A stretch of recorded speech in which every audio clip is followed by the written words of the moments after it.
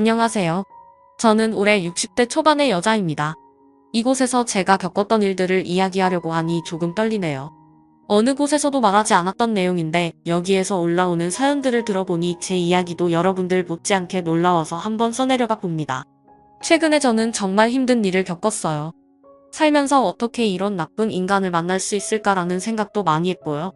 그렇지만 지금은 그 일들이 모두 정리되었고 아들과 함께 행복하게 살고 있습니다. 원래 제 이야기를 절대 누구한테 하는 성격이 아닌데 저 혼자만 알고 있기에는 너무 놀라워서 여기서 털어놓고 싶었습니다. 다들 저의 이야기를 듣고 많은 조언과 충고 부탁드릴게요. 그럼 저의 사연 시작하겠습니다. 저는 평범하게 남편과 결혼을 했고 슬아의 아들 한 명이 있어요. 결혼 생활 내내 행복했고 저를 사랑해주는 남편과 귀여운 아들까지 있으니 이 행복이 평생 동안 지속되었으면 좋겠다고 생각했죠. 아들은 활발하고 친구들과도 잘 지낼 뿐더러 부모인 저와 남편에게도 잘했어요. 다른 집은 아들만 있으면 딸을 낳고 싶다고 하던데 저희는 그런 생각이 들지 않을 정도로 아들이 애교도 잘 부렸죠. 그래서 이웃 사람들이 제 아들을 보고 칭찬을 많이 해주었습니다. 아이고, 우리 민호는 공부도 잘하고 얼굴도 잘생기고 부모한테도 잘하네. 우리 아들도 딱 민호 반만큼만 됐으면 좋겠다. 제 아들인 민호에게 늘 칭찬을 해주셔서 제가 어깨가 한껏 솟아올랐었죠. 민호는 웃음이 많은 아이였고 민호를 보면서 어른인 제가 더 많이 배웠던 것 같아요. 그렇게 저는 평생 저희 가족이 행복할 줄 알았습니다. 하지만 이 행복은 오래가지 못했어요. 사실 저는 민호의 친엄마가 아닙니다. 제가 결혼할 당시 남편은 전처와 이혼을 하고 전처와 남편 사이에서 낳은 민호까지 데리고 있었어요. 그래서 저는 아이를 가진 남자와 결혼을 한 겁니다. 물론 저는 지금의 남편이 제 첫 남편이고요. 당연히 주위에서 극구 반대를 했습니다. 저는 초혼이지만 남편은 재혼에다가 아이까지 있으니 분명 제가 힘들 거라고 했죠. 내 아이가 아니라서 모성애도 생기지 않을 거고 전처와 제 남편이 아이 때문에 만날 때마다 제가 마음고생을 많이 할 거라고 걱정해 주더라고요. 하지만 저는 개의치 않았습니다. 사실 민호의 친엄마는 한 번도 본 적이 없지만 남편이 하는 말에 의하면 정말 나쁘고 개념 없는 여자였거든요. 민호를 낳고 한 번도 아이를 돌본 적이 없다고 합니다. 매일 유흥을 즐기고 가족들과 소통도 하지 않았다고 해요. 민호는 그저 그 여자한테 짐작이 불과했고 밖에서는 미혼 여인 척을 하며 젊은 남자들을 만나고 다녔다고 합니다. 결국 참다 못해 이혼을 했고 그 여자는 해외로 떠났다고 해요. 남편은 전처와 이혼한 뒤 한 번도 연락을 한 적이 없다고 합니다. 전처가 민호를 만나고 싶다고 말하지도 않는다고 하더라고요. 남편은 전처 이야기만 하면 그때 생각이 나서 화가 난다면서 자신의 운명의 상대는 저라고 해주었어요. 그래서 저는 절대 남편을 의심할 이유가 없었고 전처가 나타날 가능성이 없다고 생각했습니다. 민호는 제 친자식이 아니긴 하지만 정말 사랑스러웠어요. 다들 저보고 제가 낳은 자식도 아닌데 어떻게 모성애가 생기냐며 신기해했지만 저는 결혼할 때부터 민호가 제 자식 같았고 평생 잘해주어야겠다고 다짐했어요. 무엇보다 민호가 갓난아기일 때 저와 남편이 결혼하기도 했고 친엄마에 대한 기억이 전혀 없어서 제가 친엄마인 줄 압니다. 굳이 친부모에 대한 이야기는 사춘기가 끝나고 조금씩 말해줄 생각이었어요. 아직은 민호가 그 사실을 알게 되면 혼란스러울 것 같았거든요. 그런데 어느 날이었습니다. 평소와 다름없이 저와 남편은 출근을 했고 민호는 학교를 갔죠. 일하는 도중 갑자기 모르는 번호로 전화가 왔고 아무런 의심 없이 급하게 그 전화를 받았습니다. 그런데 전화기 너머로 들리는 소리는 굉장히 충격적이었어요. 남편분이 지금 교통사고를 당하셔서 응급실에 계시거든요. 지금 당장 병원으로 오세요. 수술 동의도 해주시는 거죠? 너무 다급한 목소리에 저는 너무 놀라 말이 나오지 않았습니다. 분명 아침까지만 해도 해맑게 인사를 하고 출근을 했던 남편이 갑자기 교통사고를 당해 수술대 위에 있다뇨. 정신이 너무 혼미해져서 눈에 초점이 제대로 잡히지 않았고 심장이 미친 듯이 벌렁벌렁거렸습니다. 우선 최대한 빨리 병원으로 달려갔죠. 하지만 제가 이미 병원에 도착했을 때 남편은 충격적인 모습을 하고 있었어요. 바로 침대 위에 누워 머리끝까지 흰 천을 덮고 있었습니다. 남편의 모습을 보고 도저히 믿기지 않았죠. 어떻게 한순간에 사람이 이런 일을 당할 수 있나요? 남편의 그런 모습을 보고 저는 주저앉아 오열을 하고 말았습니다. 당신 이렇게 가면 나민호랑 둘이서 어떻게 살라고. 제발 눈 떠줘. 저는 눈물이 멈추지 않았고 옆에서 의사는 제 남편에게 사망 선고를 하고 있었습니다. 어느새 아들은 와서 제 옆을 지키고 저를 토닥여 주었어요.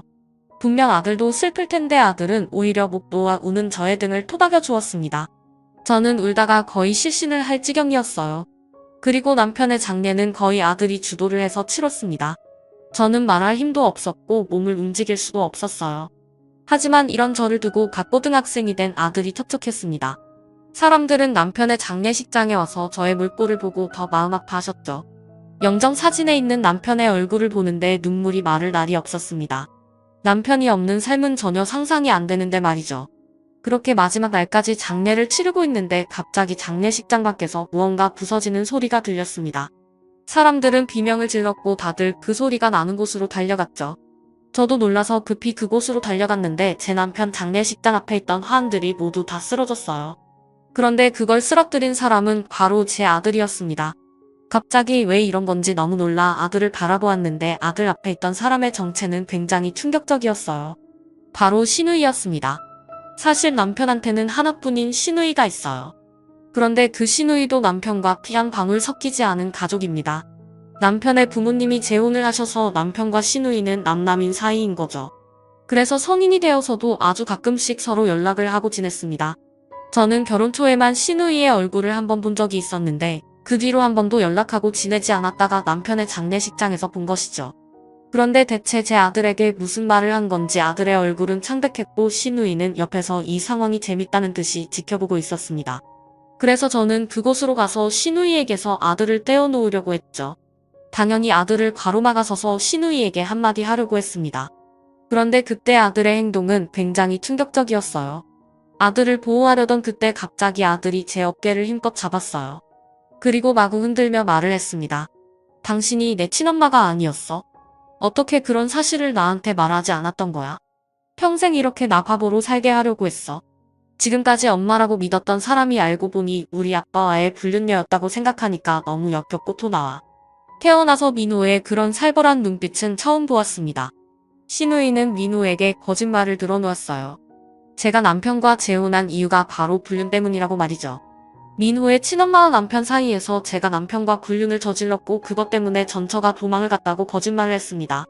그리고 시누이가 가족관계 증명서도 들고 와서 민호한테 다 설명한 것이죠.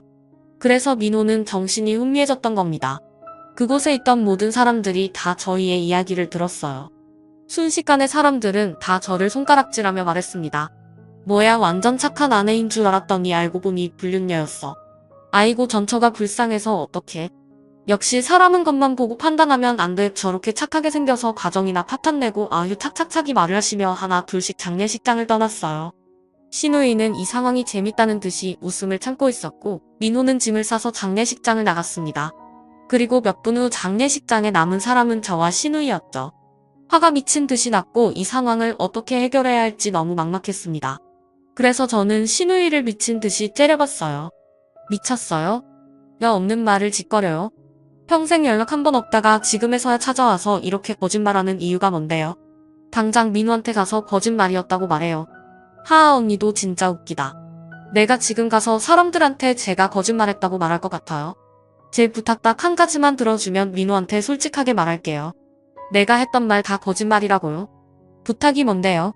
오빠 사망보험금 하나도 빠지지 않고 전부 다 제 통장으로 넣어줘요. 그러면 다시는 안 찾아올 거고 민호한테 사실대로 말할게요. 오빠 죽기 전엔 새언니 몰래 나한테 용돈 보내줬었는데 오빠가 죽으니까 이제 용돈 줄 사람이 없잖아요. 그러니까 사망보험금으로 통치고 앞으로 얼굴 볼 일 만들지 맙시다. 신우의 그런 뻔뻔한 말을 듣는데 얼마나 치가 떨렸는지 몰라요. 너무 소름 끼쳤고 돈에 환장한 저 여자를 보는데 혐오스러울 정도였습니다. 어쩔 수 없이 저는 눈물을 머금고 남편의 사망보험금을 신우에게 보냈어요. 정말 한 푼도 남기지 않고 모조리 말이죠. 그리고 민호한테 솔직하게 다시 말해달라고 했어요.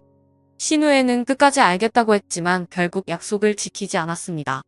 제가 돈을 보내고 며칠 뒤 바로 해외로 도망을 갔거든요.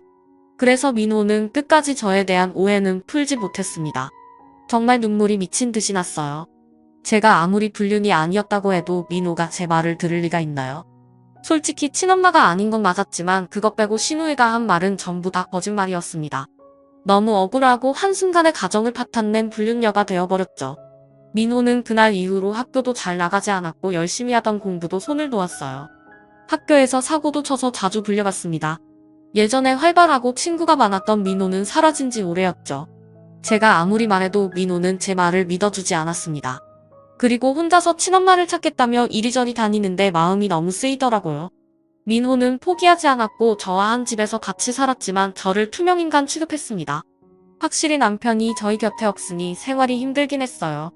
그리고 사망보험금까지 신우애가 몽땅 가져갔으니 저에게 남은 건 없었죠. 결국 제가 벌어서 민호까지 책임져야 했는데 민호가 학교에서 사고까지 치니까 합의금까지 지불하려면 돈이 많이 부족했어요. 어쩔 수 없이 저는 아들을 위해 식당 일까지 하며 밥벌이를 했습니다. 아침에 출근해서 새벽까지 일을 하고 집에 돌아왔죠. 파스가 없이는 일상생활이 불가능할 정도였습니다. 그렇게 몇 달이 흘렀어요. 어느 날 만신창이가 된 채로 집에 돌아왔고 방으로 들어가려는 그때 갑자기 민호가 저에게 말을 걸었습니다. 그 일이 있고 나서 한 번도 저에게 말을 걸어본 적이 없는데 말이죠. 저는 너무 놀라 민호를 쳐다보았어요. 그런데 민호는 눈물을 흘리고 있었습니다. 아빠가 돌아가셨을 때도 울지 않았던 민호가 울고 있었어요. 너무 놀라서 말도 나오지 않았죠. 너 왜 그래? 민호야 왜 울어? 학교에서 무슨 일 있었어? 저 친엄마 찾아주세요. 제발 친엄마 찾아서 맘 편히 행복하게 살고 싶어. 제발. 민호는 너무나 간절하게 친부모를 찾고 싶어 했어요. 저는 친엄마가 어떤 사람인지 남편을 통해 들었기에 민호를 보내주고 싶지 않았습니다. 하지만 아이가 이렇게까지 간절하게 원하니 고민이 많이 되더라고요. 그래도 자신을 낳아준 엄마가 보고 싶을 거라는 건 예상했습니다. 혹시 신의회한테라도 물어서 친엄마에 대한 정보를 알아내야 하나 하며 고민했죠. 신의회한테 민호가 친엄마를 보고 싶어 한다며 연락은 우선 남겨놓았고 답장이 오기 전까지는 혼자서 머리를 쥐어짜내며 어떻게 하면 민호와 친엄마를 만나게 해줄 수 있을지 생각했습니다. 그런데 어느 날이었어요. 그날도 퇴근을 하고 지친 몸을 이끌고 집으로 갔습니다. 저희 집 건물 1층에 누군가 서 있더라고요. 한 여자가 모자를 푹 눌러 쓴 채 현관문을 보고 있었습니다. 모르는 사람인 줄 알고 스쳐 지나가려고 한 그때 갑자기 그 여자가 제 팔목을 잡았어요.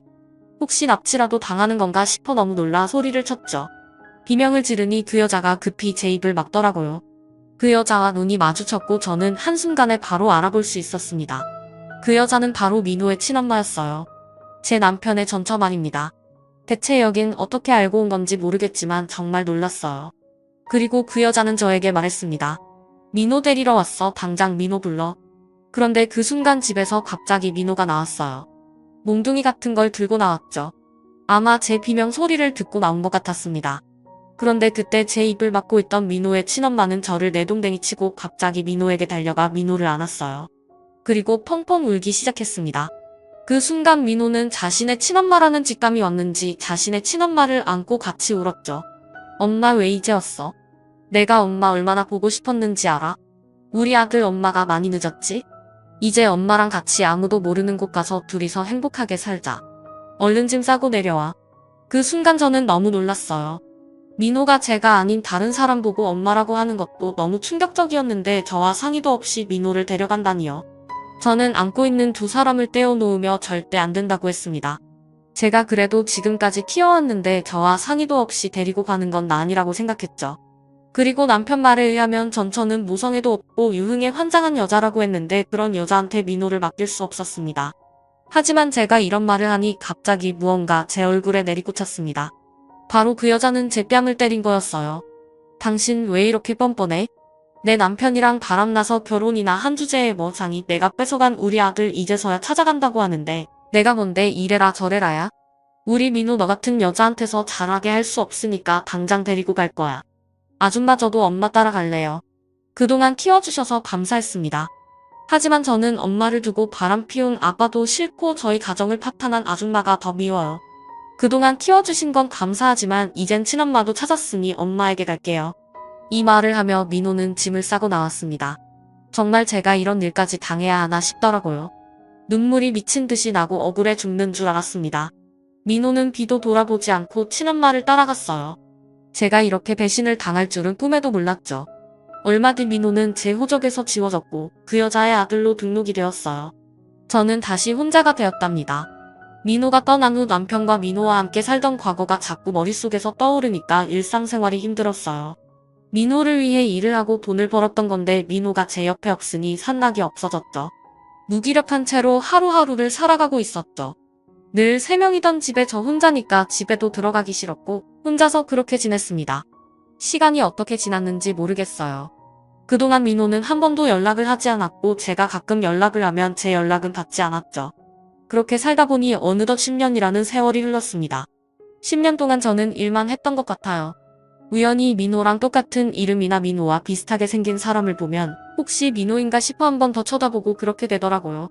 10년 동안 저는 정말 많이 늙었고 남자도 만나지 않았습니다. 민호를 너무 보고 싶었지만 오히려 제가 찾아가는 것이 민폐가 될 것 같아 꼭 참았어요. 그런데 어느 날이었습니다. 여느 때와 다름없이 출근을 했어요. 그런데 회사분들이 생일 축하한다며 케이크도 주고 선물도 주더라고요.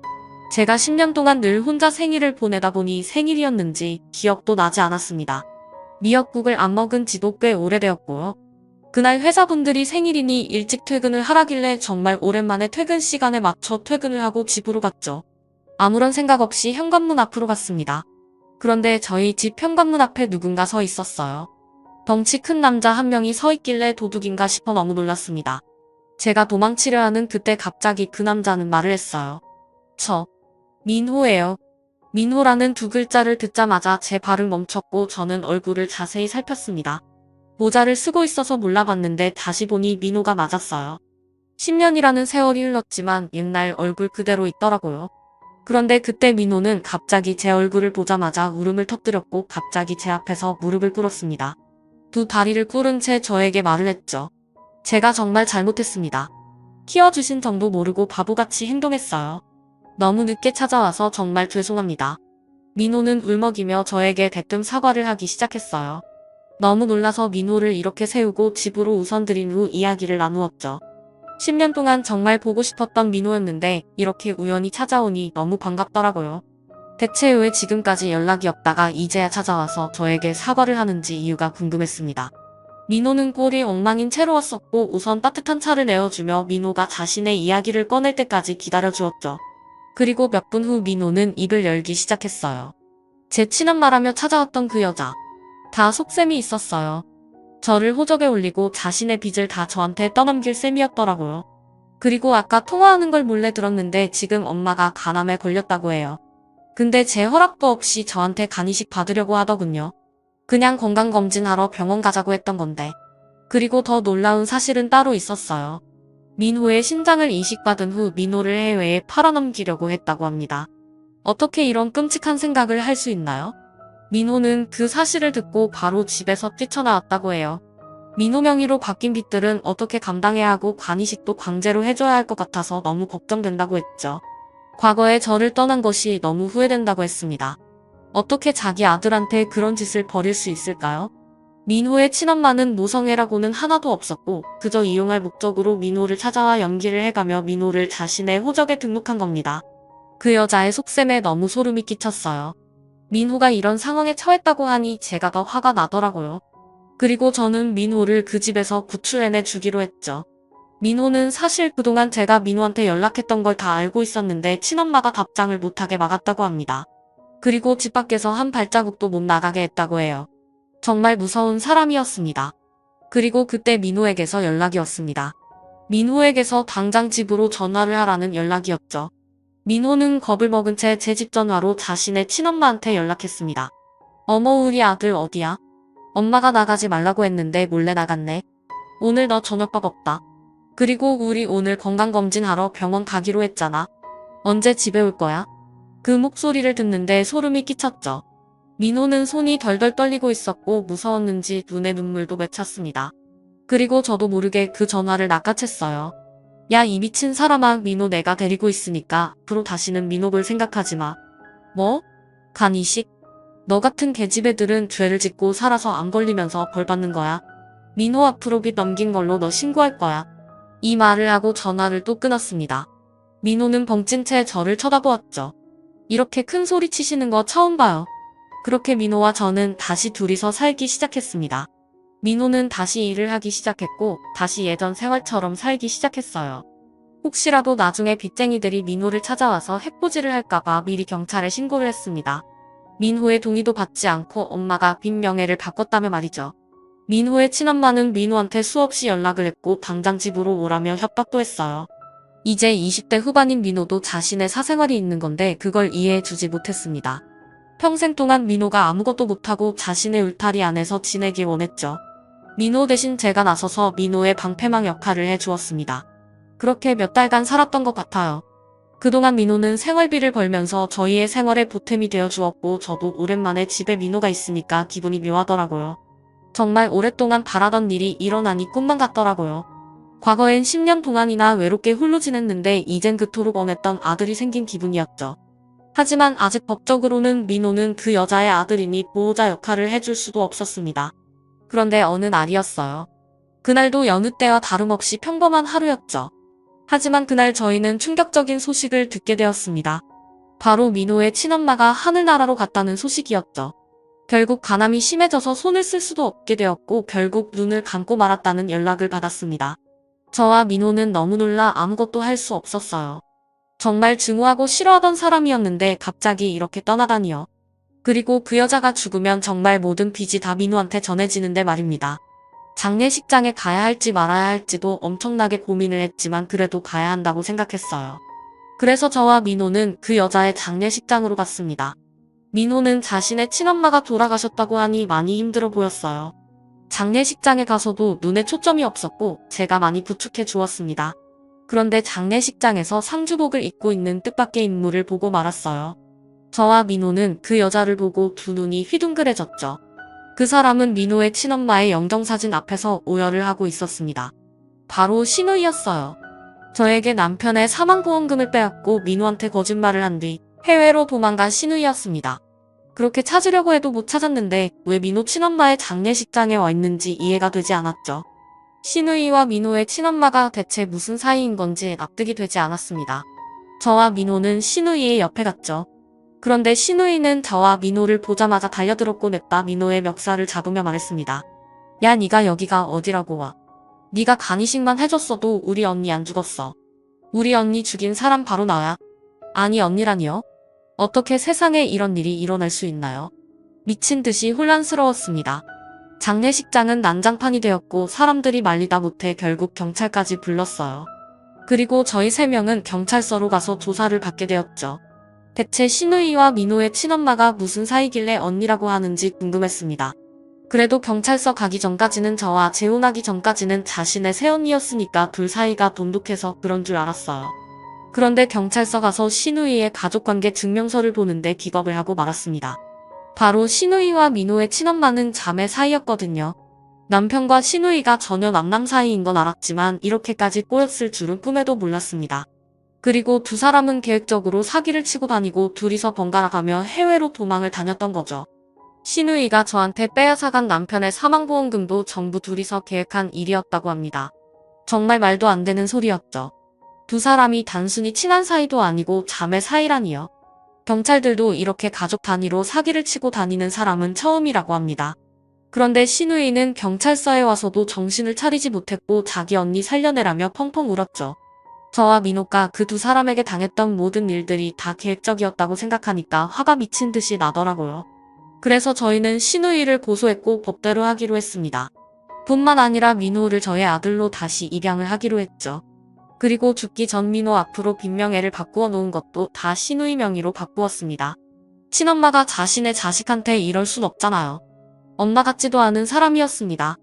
그리고 모든 상황이 다 종료된 후 저희는 앞으로 새 출발을 하기로 했어요. 과거에 있었던 일들은 다 잊고 다시 둘이서 행복하게 살기로 했습니다. 이 상황에 남편이 있었다면 얼마나 좋을까요? 저와 민호를 괴롭히고 못살게 굴었던 사람들이 알고 보니 자매라고 하시면 믿어지시나요? 저는 아직도 저와 민호가 겪었던 일들만 생각하면 소름이 끼칩니다. 둘은 절대 자매가 아닌 척 연기를 해왔던 거니 말이죠. 아무튼 민호와 저는 요즘 행복하게 살고 있어요. 민호는 다시 성격도 예전처럼 활발해졌고 저보고 다시 엄마라고 불러줍니다. 무엇보다 일자리도 구했고 정말 성실하고 싹싹한 아들이에요. 민호와 남편 없이 10년을 살았는데 절대 다시는 그때로 돌아가고 싶지 않아요. 지금 민호와 같이 행복하게 사는 이 순간이 너무 좋습니다. 다들 저의 이야기를 들으시고 많은 조언과 충고 부탁드려요. 저처럼 가족들한테 뒤통수 당하는 일 없었으면 좋겠습니다. 저의 이야기는 여기까지예요. 들어주셔서 감사합니다.